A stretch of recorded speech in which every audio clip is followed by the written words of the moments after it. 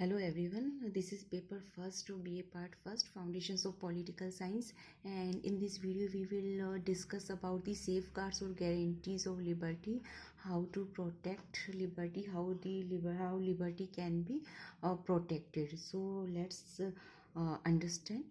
Liberty can be defended in the following ways, and we can see one by one. First one is establishment of democracy. Liberty and democracy go together. Liberty is safer and more secure in democracy than in any other form of government, and democratic government is the government of the people, whereas in other forms of government like absolute monarchy and dictatorship, all powers are centered and centralized into the hands of one person or a group of persons, and they misuse their powers, and it is a quality of democracy that opposite parties are given due respect in democracy, and criticism of the government is also welcomed in democracy. Second one is constitution itself. It is only the constitution that confines the authority of the state. It lays down certain barriers, and these barriers are not to be crossed by the state while using its authority.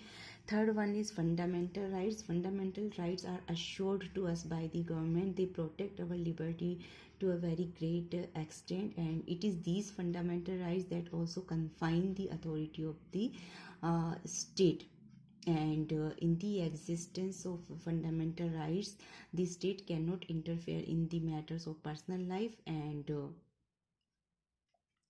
next one is independent judiciary. For the safeguard of liberty, it is necessary that judiciary should be independent, and it should be free from the control of the executive. If judiciary is subordinate to the executive, or if it is not free from the influence of the executive, it will not be able to impart justice, nor will it be able to protect the fundamental rights of a person. Next one is decentralization of powers.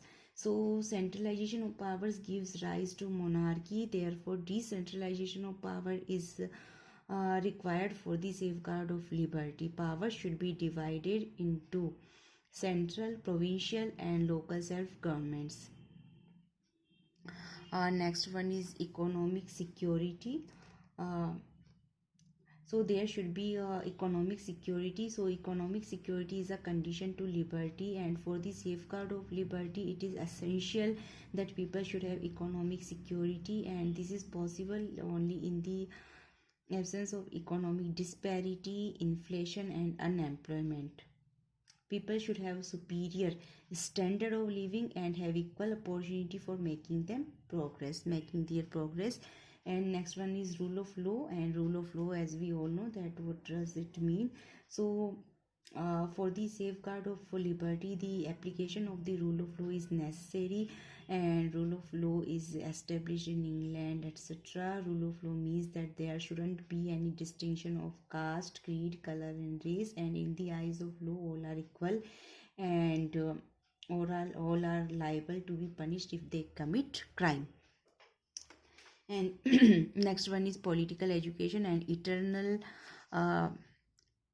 vigilance. Permanent safeguard of liberty is possible only when people are politically educated and are aware of their rights and duties, and these are the safeguards of liberty, and in its absence one can act according to his will. So whenever the government crosses the barriers of its authority and interferes in the personal life of the people, people rise in revolt against the government. So आज हम लोग बात कर रहे हैं स्वतंत्रता की संरक्षण की शर्तों के बारे में, कि जो हमारी स्वतंत्रता है उसको हम लोग किस प्रकार से सुरक्षित रख सकते हैं. तो इस तरीके से हम लोग देख सकते हैं ये कुछ पॉइंट्स हैं जिनको अगर हम लोग लागू करें, इम्प्लीमेंट करें, तो हम लोग हमारी स्वतंत्रता को सुरक्षित रख सकते हैं.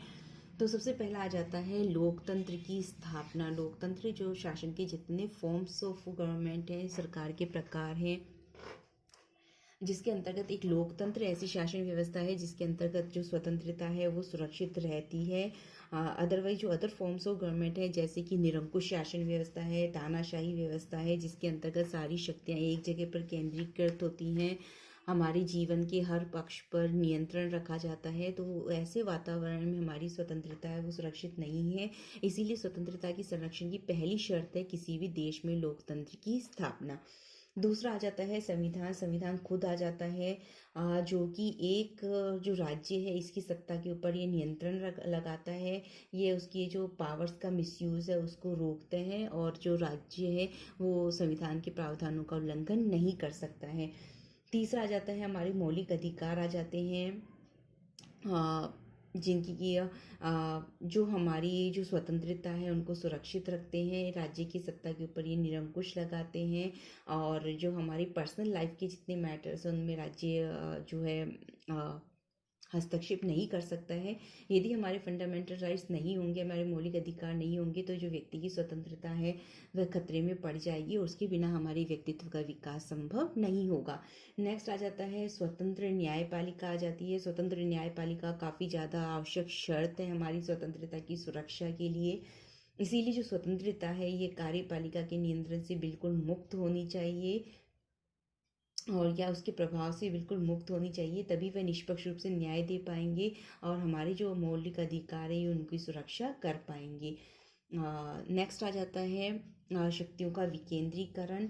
तो जो शक्तियों का केंद्रीकरण होता है, एक हाथ में सारी शक्तियों का होना, वह हमेशा डिक्टेटरशिप तानाशाही को जन्म देता है। इसीलिए शक्तियों का विकेंद्रीकरण होना चाहिए, एंड जो शक्तियाँ हैं विभाजित होनी चाहिए। इनटू केंद्र आ जाता है, प्रांत आ जाते हैं, और जो स्थानीय शासन आ जाती है, इनमें पावर्स है वो डिवाइड होनी चाहिए केंद्र, राज्य और स्थानीय स्वशासन में। नेक्स्ट आ जाती है आर्थिक सुरक्षा आ जाती है, काफ़ी इम्पोर्टेंट है।